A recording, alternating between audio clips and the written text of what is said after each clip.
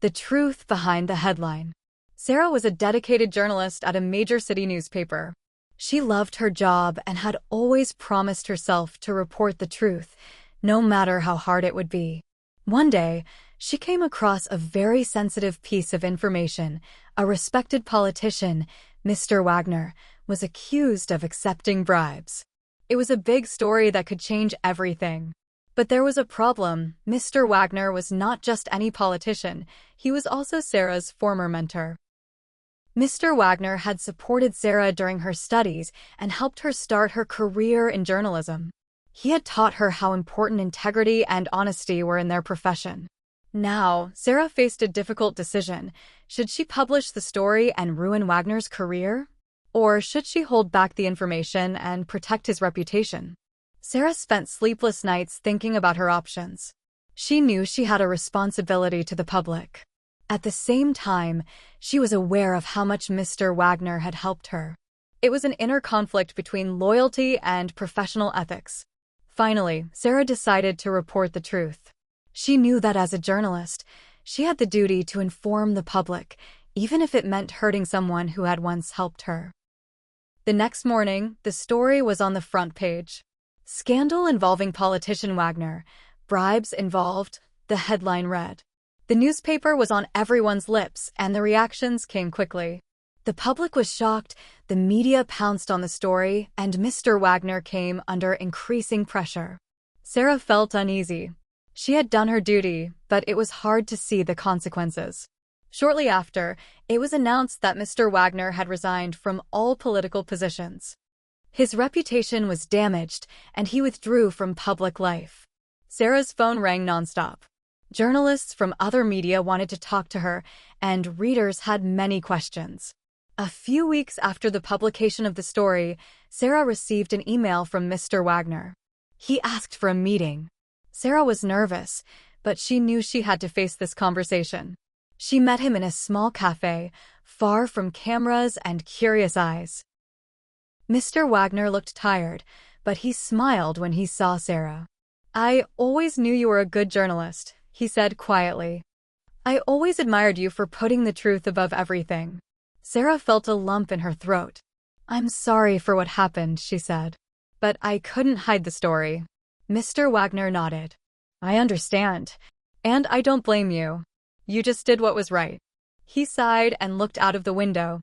"I made mistakes, big mistakes. But maybe this is exactly what I needed to reflect on myself." Sarah was surprised. She had expected Mr. Wagner to be angry or to accuse her, but instead, he showed regret. "What will you do now?" she asked. "I will withdraw and reconsider my decisions," he replied.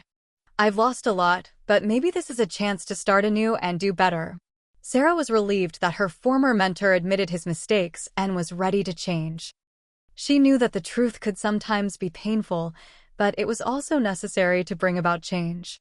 Mr. Wagner said goodbye and thanked Sarah for her honesty. It was a bittersweet moment, but both knew it was the right thing to do. Mr. Wagner's story continued to be in the news. But instead of just fading away, he began to actively advocate for transparency and against corruption. He used his experiences to help other politicians avoid making the same mistakes. Sarah followed his path from afar and continued to write articles focused on integrity and truth. She had made a difficult decision, but it was the right one. Her courage to publish the story had changed not only Mr. Wagner's life, but also her own. She now knew that true loyalty means being honest, even when it is difficult. The readers of her newspaper praised her work, and Sarah received many messages from people who supported her decision. It was a confirmation that journalism played an important role in society, and Sarah was proud to be a part of it. In the coming years, Sarah became a well-known and respected journalist. She made many tough decisions, but the lessons she learned from her experience with Mr. Wagner stayed with her forever. The truth was not always easy, but it was always necessary. And that was what Sarah stood for, both as a journalist and as a person. The developer's decision. Lucas was a talented software developer at a large technology company. He loved his job and was proud of the projects he worked on. But one day, he discovered something that disturbed him deeply. During a meeting, he overheard that the company he worked for was secretly selling user data without their consent. These practices were clearly unethical and illegal. Lucas knew he had a difficult decision to make. Should he leak the information and expose the company? Or should he stay silent to keep his job? The company paid well, and Lucas had just bought a new apartment. The uncertainty scared him.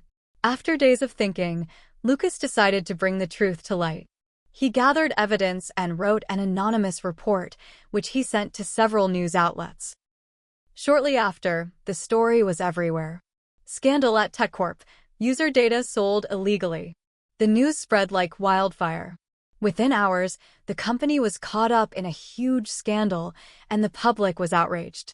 Lucas knew it was only a matter of time before the company found out who was behind the leak. And indeed, just a few days later, he was called to a meeting. His superiors were angry and disappointed. "Lucas, we know it was you," said his boss in a stern voice. "You have seriously damaged the company. You're fired." Lucas gathered his things and left the building. He felt relieved to have told the truth, but he was now without a job and without any security. However, shortly after leaving the company, he received a message. A rival of TechCorp, who had long been looking for a talented developer, offered him a job with better conditions and the opportunity to work on ethically correct projects. Lucas could hardly believe it. He had taken the risk to expose the company and was now being rewarded for his integrity. He accepted the offer and began a new career at the rival company. There, he finally felt comfortable and knew he had done the right thing. The exposure had serious consequences for TechCorp. The company had to publicly apologize, pay heavy fines, and change its practices. Lucas, on the other hand, was celebrated as a hero in the industry. Colleagues who had never dared to speak about such things were inspired by Lucas's courage. At his new company, Lucas worked on projects that genuinely helped users without violating their privacy. He enjoyed the trust of his new colleagues and superiors and knew that his decision had not only changed his own situation, but also how ethics were discussed in the industry. Lucas's story spread throughout the industry. Many other companies began to review their own practices to avoid similar scandals. Lucas had not only held one company accountable, but also started a whole movement. He was proud that he had stayed true to his integrity, even when it initially cost him everything. Years later, Lucas was often invited to speak at conferences. He shared his story and encouraged others to have the courage to do the right thing. "It's not always easy," he said in his speeches, "but honesty and integrity are more important than any job. Our decisions can change the world if we only have the courage to make them." For Lucas, it was clear that he would always act the same way again. The truth was more important than convenience, and he wanted to show others that it was worth standing up for one's principles. The recognition and the new career opportunity were a bonus, but the real reward was knowing he had done the right thing. In the end, Lucas not only found a better job, but also took a new direction in his career. He was not just a developer, but also an advocate for ethics in the technology industry. And that filled him with pride and satisfaction. The soldier's decision. In the middle of a war zone in a small village, Jonas, a young soldier, received orders to support his unit in an attack. The orders were clear: no distractions, no delays. But as he moved through the narrow streets of the village, Jonas suddenly heard a faint cry. He followed the sound and discovered a woman trapped under the rubble of a collapsed house. She was very scared and was calling for help. Jonas hesitated. He knew he should keep moving. His orders were clear: do not save civilians unless there is an explicit order. But something in him could not ignore the woman's distress. He knew she would die if he left her there. Jonas made his decision. He put his weapon aside and began to move the heavy stones and debris. It took a lot of strength, but eventually, he managed to free the woman. She looked at him with grateful eyes, but Jonas knew he would be in trouble now. He led the woman to safety before rushing back to his unit. But when he arrived, he was immediately confronted by his superiors. "Soldier, you disobeyed orders. shouted the commander angrily. You know what that means, court-martial. Jonas nodded, his eyes fixed on the ground. He knew he had to face the consequences. But in his heart, he had no doubt. He had done what he believed was right. A few days later, Jonas stood before the military court. The judges looked stern, and the charges against him were serious. Soldier Jonas, began the presiding judge, you disobeyed orders in a critical situation. Do you have anything to say in your defense? Jonas took a deep breath. I did what I thought was right. I could not let an innocent civilian die. I take full responsibility for my actions. At that moment, the door opened, and the woman Jonas had saved entered the room. I would like to make a statement, she said loudly. The judges nodded and allowed her to speak. This soldier saved my life, she began. Without him, I would be dead now. He risked his own life to save me, even though he knew it was against his orders. The judges listened to her, but their expressions remained serious. Then the woman said something that shook the room, and I am not just any civilian. My name is Elena Weber. I am the daughter of General Weber. The judges' faces changed. The woman Jonas had saved was the daughter of a high-ranking officer. Suddenly, the situation looked very different. The presiding judge looked at his colleagues and then back at Jonas. In light of this new information and the exceptional circumstances, he said slowly, we will reconsider the verdict. After a short deliberation, the presiding judge returned. Soldier Jonas, he said, you disobeyed orders, but your actions were brave and selfless. You saved a life, and it shows your humanity and honor as a soldier. You are acquitted. Jonas could hardly believe it. Not only had he avoided punishment, but he had also gained the respect of his superiors. He looked at Elena, who smiled at him gratefully. Sometimes, he thought, the right decisions are not the easiest, but they can bring about the right outcomes. The right decision. Thomas, a single father, lived with his 8-year-old daughter Emma in a small apartment in the city. He worked as a salesman, but his job was unstable, and the money was often barely enough. One day, he received a message that could change everything. He was invited to an interview for a much better job. This was the opportunity he had always wished for, a higher salary, fixed working hours, and more stability for him and Emma. But the interview was scheduled for the same time as Emma's piano performance at school. Emma had been practicing for weeks and was very excited that her dad would be there. Dad, you're coming, right? She asked with her big, expectant eyes. Thomas was torn. The new job would be a big relief for their small family. But Emma had worked so hard for this moment. He felt his heart grow heavy. Of course, sweetheart, he replied, smiling. I'll be there. On the day of the interview and the performance, Thomas felt nervous and restless. He looked at the clock and knew he had to make a decision.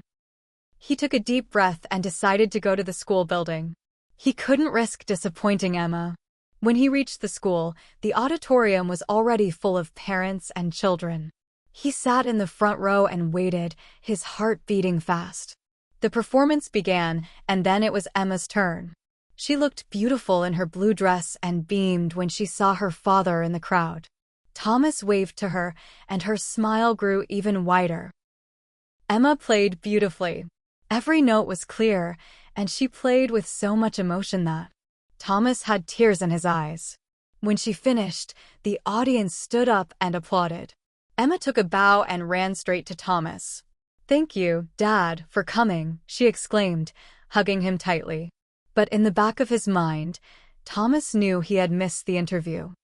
He felt a moment of worry, but when he saw Emma's radiant face, he knew he had made the right decision. After the performance, he walked outside with Emma when a man approached him. Mr. Schneider? Asked the man. Thomas turned around and saw that it was the hiring manager who was supposed to conduct the interview. Yes, that's me, Thomas replied, confused. The man smiled. I'm the hiring manager from the company. I'm here because my daughter was also in the performance. I saw how important it was for you to be here, and that shows me what kind of person you are. We need people like you on our team, responsible and committed. Thomas's heart leapt. Do you mean it? He asked incredulously. Yes, said the man. You have the job if you want it. Thomas could hardly believe it. He had both lost and won the job offer, all through a simple but meaningful decision. He looked at his daughter standing beside him and smiled. Sometimes, the best decisions are the ones we make with our hearts.